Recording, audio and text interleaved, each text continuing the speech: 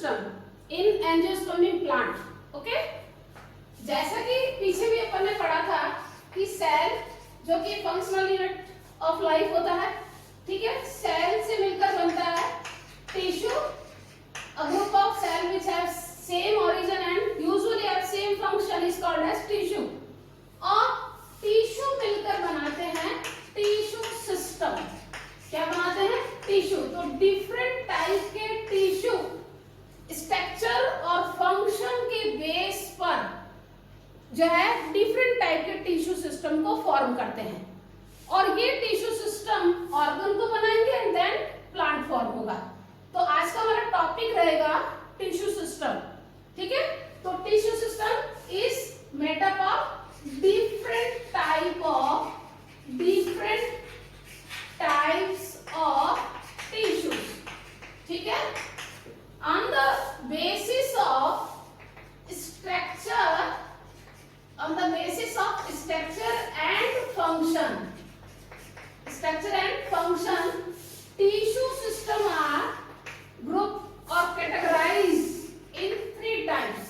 Okay, epidermal tissue system, epidermal tissue system, short में क्या बोलेंगे इसे? ETS।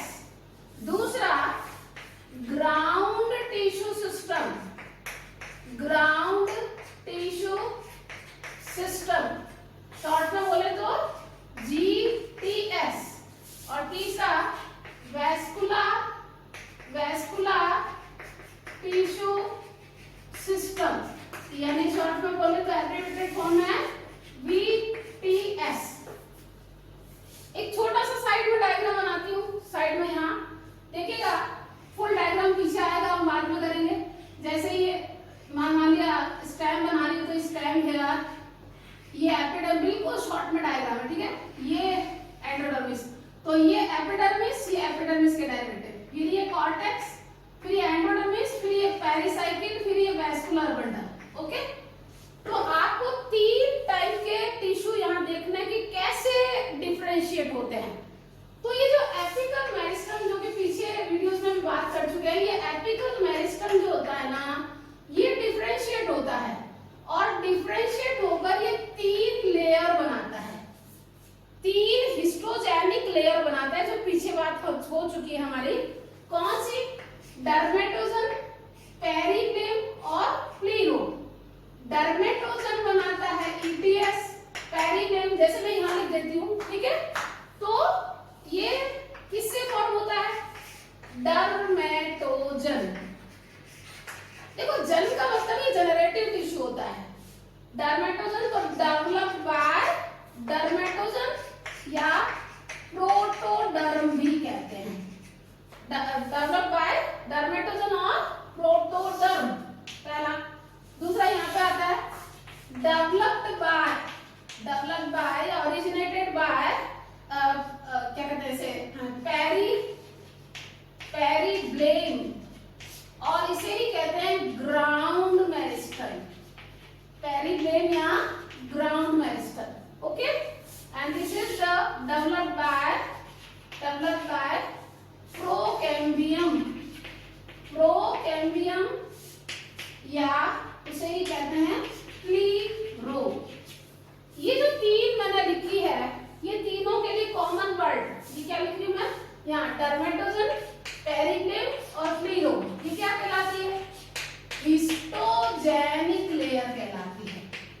हिस्टोजेनिक माने जनरेट करने वाली। क्या जनरेट करने वाली?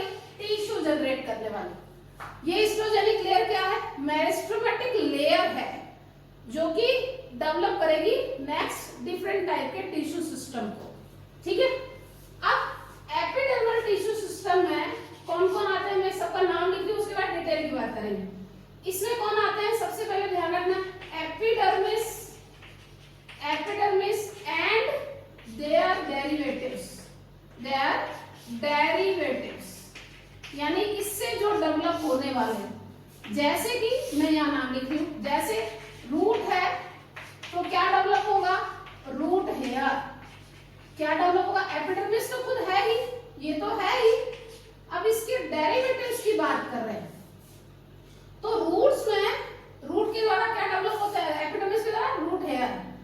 एसिड स्टेम है, तो स्टेम से एक तो बनता है क्यूटिकल, है ना, एपिडर्मिस से क्यूटिकल जो है लेयर, क्यूटीन की वैक्सी सब्सटेंस जो डेवलप होती है।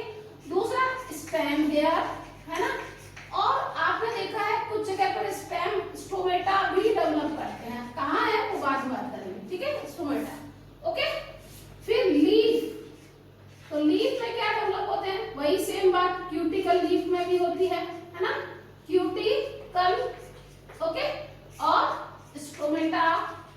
And third one space leaf और मोनोकोट ग्रास, कौन, बुल्लीफॉर्म सेल, बुल्लीफॉर्म सेल्स।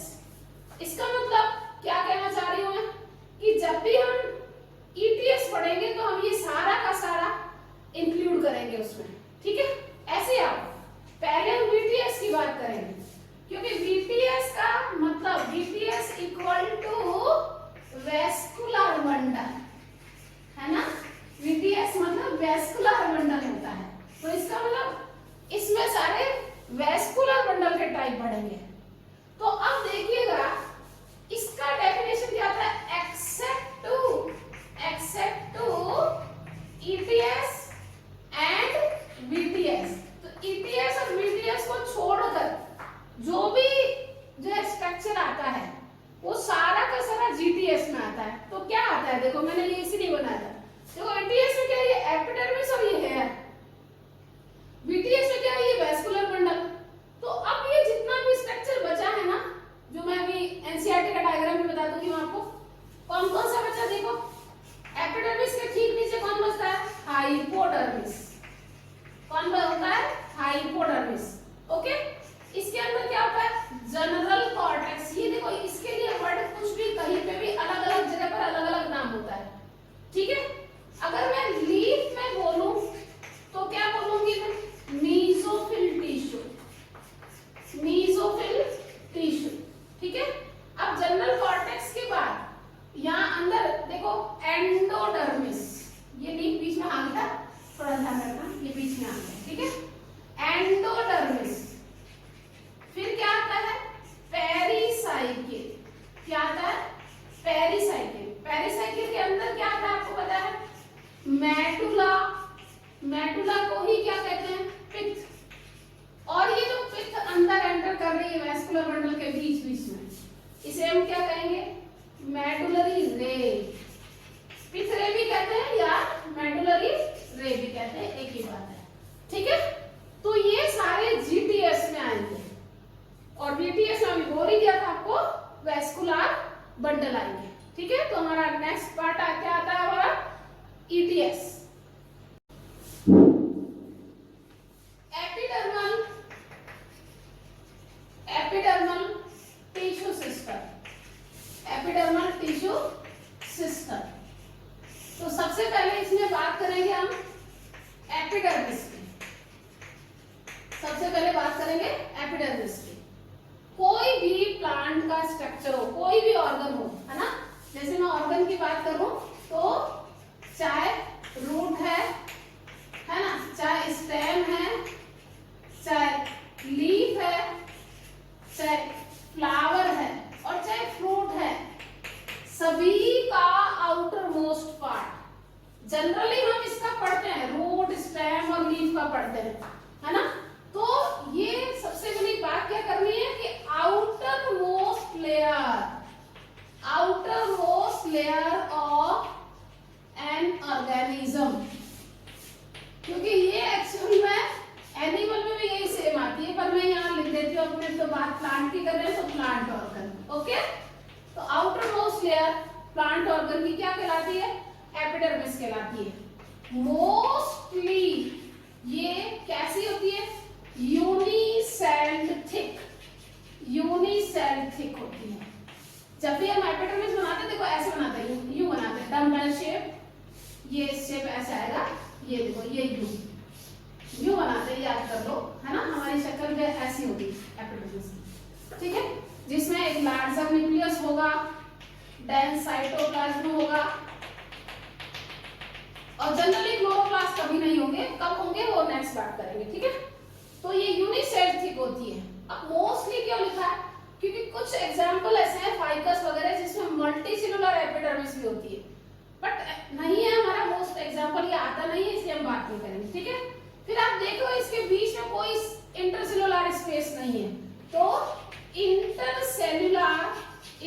इंट्रासेलुलर स्पेस क्या होते हैं, एब्सेंट होते हैं। ठीक है, जनरली इसका जो शेप होता है ना, कैसा होता है, डम्बेल शेप होता है। डम्बेल कह दूं या एक्चुअल डम्बेल वर्ड गलत हो जाएगा, रेक्टेंगुलर होता है। कैसा होता है, रेक्टेंगुलर शेप होता है। ठीक है, जनरली कैसी होती है, पेरेन्काइमेटस लिविंग सेल होती है। पेरेन्काइमेटस लिविंग सेल होती है, लिविंग सेल होती है जिसमें न्यूक्लियस एंड डेंस साइटोप्लाज्म होता है, डेंस साइटोप्लाज्म होता है। और क्लोरोप्लास्ट एब्सेंट होते हैं। अब मैं देखो यहाँ पे लिख ही देती हूँ ताकि कहीं गड़बड़ ना कर जाए, है ना। गार्ड सेल में प्रेजेंट होते हैं, वो आगे आ जाएगा जब स्टोमेटा की बात करेंगे, है ना। बाकी एपिडर्मिस में क्लोरोप्लास्ट एब्सेंट होते हैं। ठीक है, तो यूनिसेल थिक होती है, इंटरसेलुलर एब्सेंट होते हैं। हाँ, अब आता है इसका मेन फंक्शन। मेन फंक्शन जो होता है ना, इसका क्या होता है, मेन फंक्शन ये प्रोटेक्टिव लेयर है। प्रोटेक्टिव लेयर ये प्रोटेक्शन का काम करती है। ठीक है, तो ये थे हमारे एपिडर्मिस के कुछ कैरेक्टर। अब देखो एपिडर्मिस का ही एक ओरिजिनेटेड पार्ट है जिसे हम कहते हैं क्यूटिकल, है ना। ये जो एपिडर्मिस है ना, ये एपिडर्मिस अपने द्वारा कुछ वैक्सी सब्सटेंस सिक्रीट करती है और ये वैक्सी सब्सटेंस एक लेयर फॉर्म कर देते हैं। ये देखिए, ये ऐसे वैक्सी सब्सटेंस एक लेयर फॉर्म कर देते हैं और ये लेयर ही क्या, पहले तो मैं लिख देती हूँ, वैक्सी सब्सटेंस सिक्रीट करते हैं, है ना। वैक्सी सब्सटेंस सिक्रीट करते हैं और इसे क्या कहते हैं, क्यूटी। ठीक है, तो ये जो लेयर बन जाती है, इस लेयर को हम कहते हैं क्यूटिकल। ठीक है, तो पहले तो क्यूटिकल की बात समझ में आ गई। दूसरा क्या याद रखना, रूट में क्यूटिकल एब्सेंट होती है। ठीक है, और स्टेम एंड लीफ दोनों में ही प्रेजेंट होती है।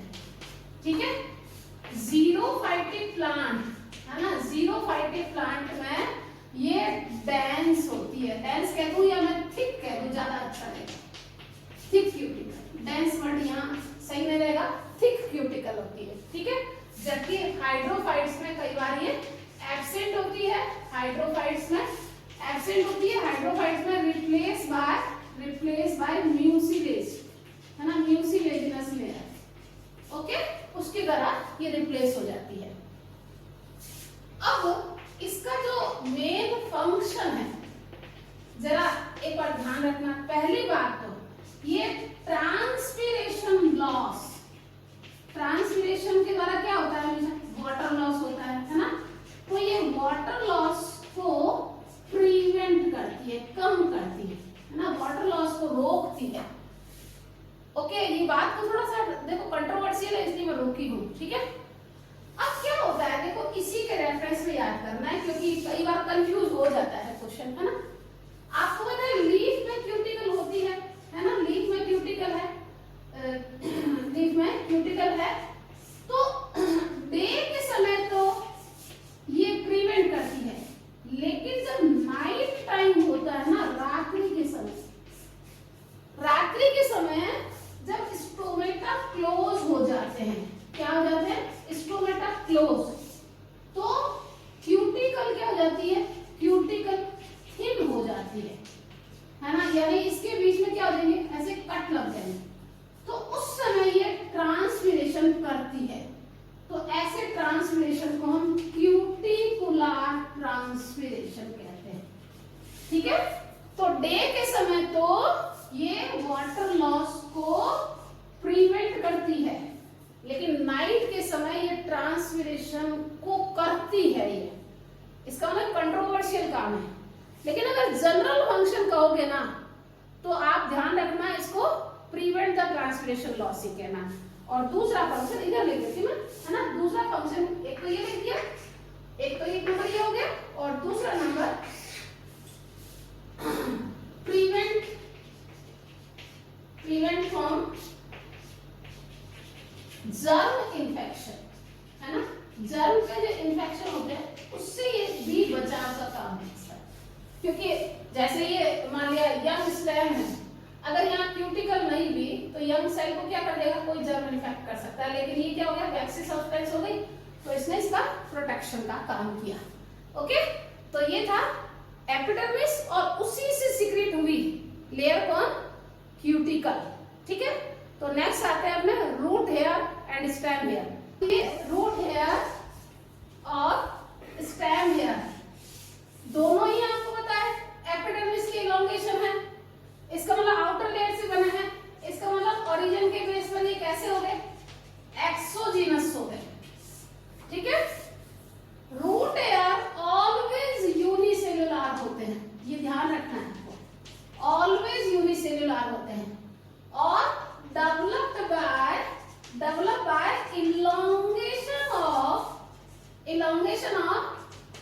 elongation of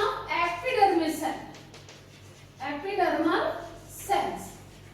ठीक है, ये एक्सोजेनस नेचर तो है ही है, ये भी ध्यान रखना आपको, elongation से होता है, बट ये ध्यान रखना है कि ये यूनिसेलुलर नहीं, आपको ध्यान रखना है यूजुअली ये मल्टी सेलुलर होते हैं, यूजुअली मल्टी सेलुलर होते हैं, और ओरिजिनेटेड बाय इलोंगेशन, और ओरिजिनेटेड बाय एपिडर्मिस बोल देती हूँ क्योंकि इलोंगेशन वर्ड यहाँ के लिए सही नहीं होगा। ठीक है, नेक्स्ट आइएगा रूट हेयर।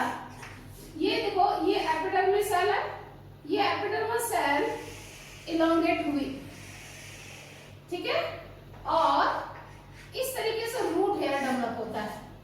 अब इलोंगेशन हुआ तो इसमें ध्यान रखना, एक लार्ज सेंट्रल रेटियोल होती है, न्यूक्लियस है, साइटोप्लाज्म है, डेंस साइटोप्लाज्म है, ये सेल वॉल इसकी थिन और केवल प्राइमरी सेल वॉल होती है, ओनली प्राइमरी सेल वॉल। ठीक है, और किसकी बनी होती है, सेलुलोज की। ठीक है, अब ये लार्ज सेंट्रल वन लिख देती हूँ मैं, वन लार्ज सेंट्रल रेटियोल, इसके अंदर क्या हो रहा होगा, वाटर प्लस मिनरल, है ना, वाटर प्लस मिनरल फिलअप होते हैं, और इसके कारण क्या डेवलप होता है, develop osmotic pressure. Okay, OP create होता है। जब ओपी क्रिएट होगा तो क्या होगा, बाहर के सॉइल का जो वाटर है और इसका ओपी और इसका ओपी में ग्रेडियंट डेवलप होगा, तो ऑस्मोटिक प्रेशर के ग्रेडियंट यानी डिफरेंस, तो इसका मतलब ये प्रेशर ग्रेडियंट डेवलप करती है, प्रेशर ग्रेडियंट डेवलप होता है, और इस प्रेशर ग्रेडियंट डेवलप होने के कारण वाटर और मिनरल रूट हेयर द्वारा एब्जॉर्ब किए जाते हैं। ठीक है, रूट हेयर द्वारा एब्जॉर्ब किए जाते हैं। तो ये रूट हेयर था, तो इसका स्ट्रक्चर और ये फंक्शन। तो रूट हेयर के देखो यहाँ पे लिख देती हूँ मैं, फंक्शन में एक तो हो गया absorb water mineral plus water, दूसरा ये एडहेयर का काम करते हैं, है ना, मतलब एंकरेज का, है ना, एंकर का मतलब जो है प्लांट को सॉइल में फिक्स करने का काम करते हैं, प्लांट को सॉइल में फिक्स करने का काम करेंगे। ये चीजें मॉर्फोलॉजी वाले चैप्टर में लिखी हुई मिलेगी आपको। ठीक है, अब आते हैं देखो स्टेम हेयर। जैसे ये स्टेम की एपिडर्मिस मैं शॉर्ट में से बना रही, यहाँ पे ये स्टेम का मान लिया डायग्राम है, और ये एपिडर्मस सेल, ये एपिडर्मस सेल जिसे क्यूटिकल भी निकलती है, आपको बताया इसमें ना, और ये स्टेम हेयर निकलते हैं। अब स्टेम हेयर मल्टी सेलुलर होते हैं यूजुअली, लेकिन ये आइदर अनब्रांच्ड और ब्रांच्ड भी हो सकते हैं, यानी ये इस टाइप के शक्ल के भी हो सकते हैं, है ना। पहली बात तो आइदर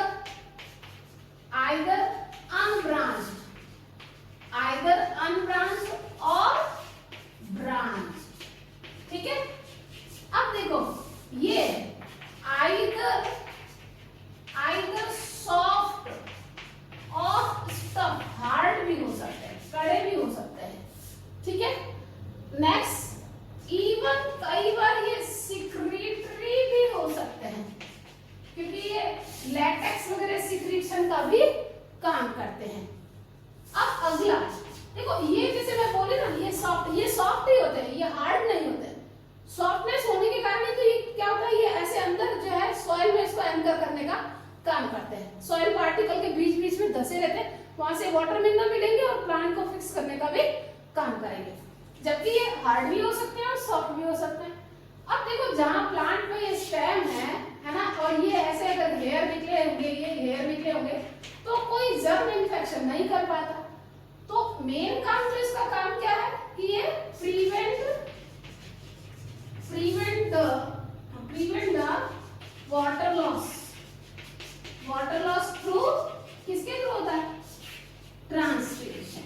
ओके, तो ट्रांसपिरेशन वाले वाटर लॉस को भी प्रिवेंट करती है। और दूसरा प्रिवेंट जर्म इन्फेक्शन, है ना, प्रिवेंट जर्म इन्फेक्शन से भी बचाव करती है। और सिक्रीशन का काम तो ऊपर अपन ने बात करेगी है।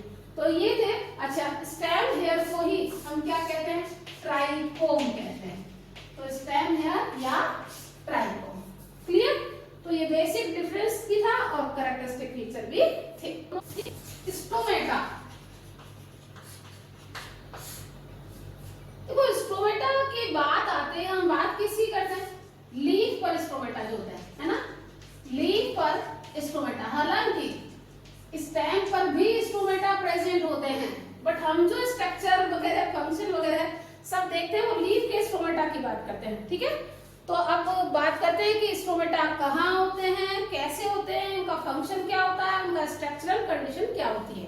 ठीक है, लीफ के स्टोमेटा जो है वो मुख्य रूप से 3 टाइप की स्ट्रक्चर से मिलकर कंपोनेंट बनते हैं। कौन? पहला, 2 गार्ड सेल, निश्चित ध्यान रखना, 2 गार्ड सेल।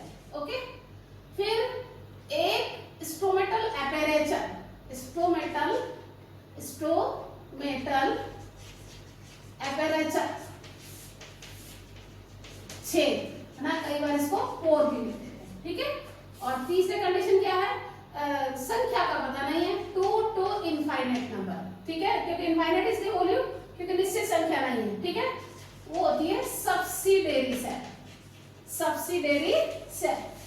ये तीनों मिलकर जो है क्या कहलाते हैं, स्टोमेटल एपेरेटस कहलाते हैं। स्टोमेटल एपेरेटस कहलाते हैं। ठीक है, स्टोमेटल उपकरण। अब बात आती है हमारी सबसे पहले किसकी, 1 नंबर पे कौन लिया, गार्ड सेल के बारे में जैसे मैंने पहले भी लिख दिया था कि जब भी हम एपिडर्मिस बनाते हैं, चाहे मैं लीफ की एपिडर्मिस बना रही, जैसे ये लीफ है ना, ये लीफ है और ये लीफ की एपिडर्मिस है, ये लीफ की एपिडर्मिस है, एक को हाईलाइट कर रही हूं। जैसे यहाँ ये गार्ड सेल है ना, तो ये देखिएगा, ये गार्ड सेल यानी कि ये स्पेशली शक्ल में चेंज हो गई। तो बाकी किसी में भी क्लोरोप्लास्ट नहीं होते, लेकिन इसमें क्लोरोप्लास्ट होते हैं। ठीक है, तो अब देखो गार्ड सेल का शेप, साइज, डिफरेंशिएशन सब याद रखना है। पहली बात, गार्ड सेल की संख्या हमेशा कितनी होती है, 2 होती है। दूसरा, इसकी जो शेप होती है वो बीन शेप होती है, जनरल स्ट्रक्चर बीन शेप। लेकिन ध्यान रखना एक बात, इन ग्रास, है ना, इन ग्रासेस में कैसी होती है, डम्बेल शेप होती है, डम्बेल शेप होती है। ठीक है, डम्बेल शेप। देखो जैसे अगर बीन शेप बोला तो कैसी होगी, ये वाली शक्ल होगी। ठीक है, जैसे ये गार्ड सेल यूं होगी। ठीक है, और अगर डम्बेल शेप बोला तो मैं जनरल कैरेक्टर बता रही, ये इस टाइप की होगी। ठीक है, जैसे ये इस टाइप की होगी, तो ये डम्बेल शेप। क्लियर। नेक्स्ट, इसके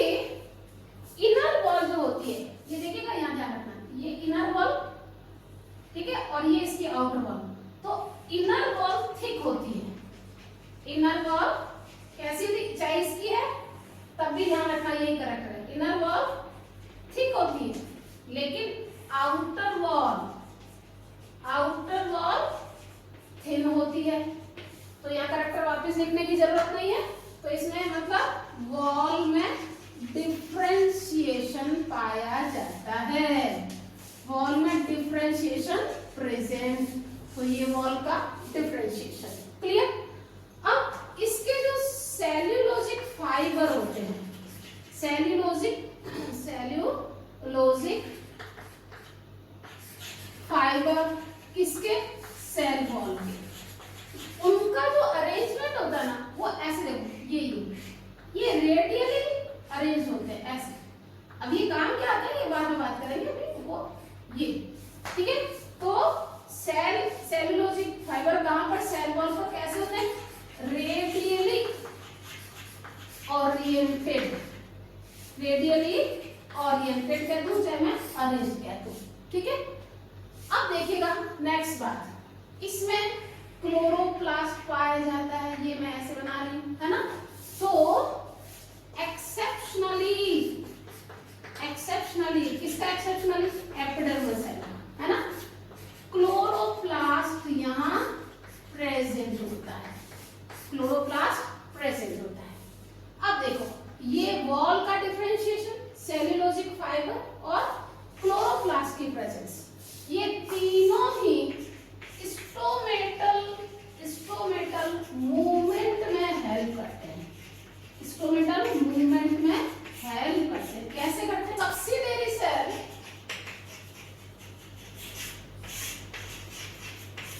सब्सिडियरी सेल क्या है, एपिडर्मिस सेल, एपिडर्म देखो ये एपिडर्मिस सेल है ना, यहाँ मान लिया मैं कहूँ सरफेस व्यू देख रहे हैं, ये गार्ड सेल है, इसको मैं ऐसे नहीं बनाऊंगी, ठीक है। ये गार्ड सेल और इसके पास के जितने भी सेल है ना, ये देखो जैसे मान लिया ये गार्ड सेल है और इसके पास की विसिनिटी, इसके नेबरिंग में प्रेजेंट सभी पैरेन्काइमेटस सेल जो कि गार्ड सेल की विसिनिटी यानी नेबर्स में बिल्कुल कोएडजेसेंट कंडीशन में प्रेजेंट हो, ठीक है, वो सारी की सारी क्या कहलाती, सब्सिडियरी सेल। तो सब्सिडियरी सेल क्या होगी, specialised parenchymatous, parenchymatous epidermal cell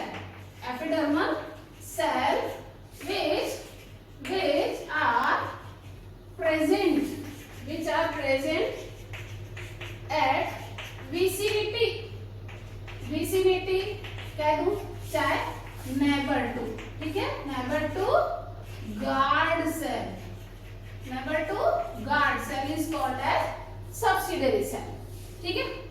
ये यहाँ पे जैसे अगर मैं कहूँ इसकी संख्या 4, तो देखो एक यहाँ, एक यहाँ, एक यहाँ और एक यहाँ, कम से कम 2 और एक कई भी हो सकती है ना। 2 to more, 2 to infinite कहना गलत हो जाता है, 2 to more होता है, तो कम से कम 2 होती है, लेकिन इससे अधिक भी हो सकती है। अब देखो क्या होता है, ये सब्सिडियरी सेल कब काम आती है, मैं अभी स्टोमेटल मूवमेंट की बात करूंगी तब बात करूंगी, ठीक है। बाकी इसकी भाई वो लिविंग पैरेन्काइमा ऊपर लिख दिया है मैंने, लिविंग पैरेन्काइमा होता है ना। अब बीच का ये क्या कहलाता है, स्टोमेटल पोर कहलाता है, ये क्या कहलाता है, स्टोमेटल पोर कहलाता है। अब क्या होगा, जब स्टोमेटा बंद होंगे तो ये देखो गार्ड सेल की कंडीशन ये होगी, ये स्टोमेटा बंद है, ये सब्सिडियरी सेल है, ये सब्सिडियरी सेल है, ठीक है। अब डे टाइम आया तो सनलाइट आई, सनलाइट आया तो यहाँ क्लोरोप्लास्ट है, तो सनलाइट ट्रैप करेगा तो ये क्या करेगा, फोटोसिंथेसिस करेगा, इसका डिटेल ट्रांसपोर्टेशन प्लांट में, ठीक है, फोटोसिंथेसिस करेगा और क्या डेवलप करेगा, ये ग्लूकोज या फ्रक्टोज जो भी है ना, यानी कि मोनोसेकेराइड, और रात को जो स्टार्च था वो भी कन्वर्ट हो गया ग्लूकोज में। तो अब कंडीशन क्या होगी कि ये गार्ड सेल जो थी ना उसका ऑस्मोटिक प्रेशर बढ़ गया, जब ऑस्मोटिक प्रेशर बढ़ गया तो ये क्या करेगा, सब्सिडियरी सेल से ये वाटर लेगा तो इसका टर्गर प्रेशर बढ़ जाएगा और ये देखेगा ये गार्ड सेल की टर्गर प्रेशर बढ़ गया, इसका मतलब गार्ड सेल टर्जिड हो जाएगी।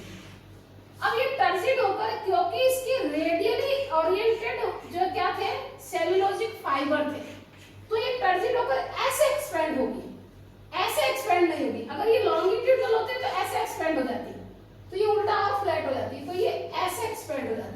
तो ये स्टोमेटल एपरेचर खुल जाता है और ये सबसिडियरी सेल वापस इस तरीके से अरेंज। तो डे के टाइम ये गार्ड सेल, कौन गार्ड सेल क्या करती है, एंडोऑस्मोसिस करती है। एंडोऑस्मोसिस करेगी तो क्या बनेगा, टर्गर प्रेशर इंक्रीज हो जाएगा और टर्गर प्रेशर इंक्रीज हो जाएगा तो गार्ड सेल क्या हो जाएगी, टर्जिड हो जाएगी और गार्ड सेल टर्जिड हो जाएगी मतलब कि स्टोमेटा ओपन हो जाएंगे और रात को बिल्कुल ठीक उसकी उल्टी स्टेज होती है। ठीक है, तो स्टोमेटा के जनरल फीचर यहाँ पर है और इसके जो प्रोसीजर दे रखी है स्टोमेटल मूवमेंट की वो अपने ट्रांसपोर्टेशन इन प्लांट में दे रखा है। ठीक है, और फंक्शन जो कि मैं यहाँ लिख देती हूँ, फंक्शन आपको दिख ही रहा है, दो फंक्शन दिख रहे हैं आपको। एक तो क्या है, ट्रांसपिरेशन का काम है ना, क्योंकि ट्रांसपिरेशन का काम, अच्छा ट्रांसपिरेशन के साथ ही क्या होता है, वास्तव में ट्रांसपिरेशन पुलिंग होती है तो वाटर का अपवर्ड मूवमेंट होता है, ये सारा का सारा काम जो है ट्रांसपोर्टेशन प्लांट में रहेगा। और दूसरा मेन काम क्या है, गैस एक्सचेंज, है ना, गैस एक्सचेंज का काम भी कौन करते हैं, स्टोमेटा करते हैं। क्लियर, तो ये थे हमारे स्टोमेटा और ये देखिएगा डायग्राम अपना। और ग्रासेस के लिए केवल इतना याद करना है कि इनका शक्ल जो है वो डम्बेल शेप होती है। तो ये स्टोमेटा का फीचर यहाँ पे दे रखा है आपके। ओके, तो याद रखेंगे ढंग से पक्का। कोई भी प्रॉब्लम होगी तो आप जरूर मेरे को कमेंट बॉक्स में डालेंगे अपने कमेंट कि भाई ये वाला कॉन्सेप्ट हमें समझ में नहीं आया है। ओके।